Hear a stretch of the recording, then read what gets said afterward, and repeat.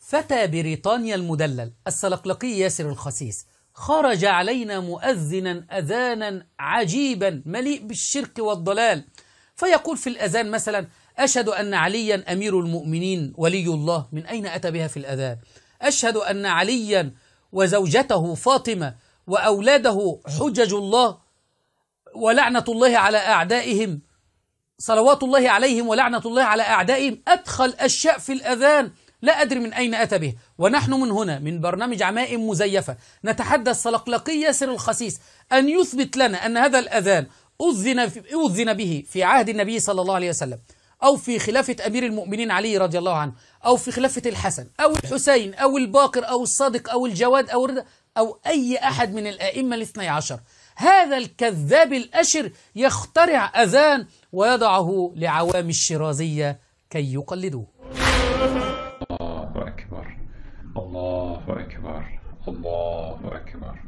أشهد أن لا إله إلا الله، أشهد أن لا إله إلا الله جل جلاله تقدست أسماؤه.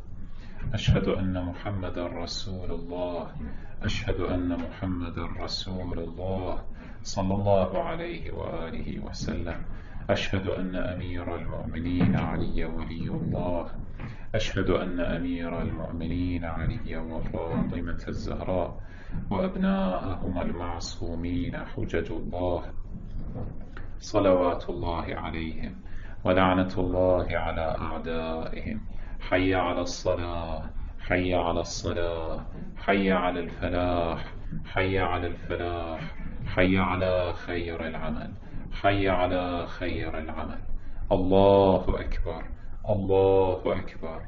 لا إله إلا الله، لا إله إلا الله.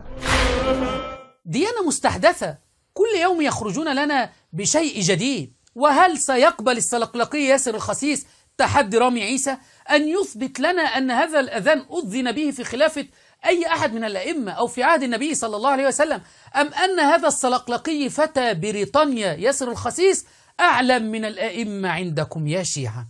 عمائم مزيفة.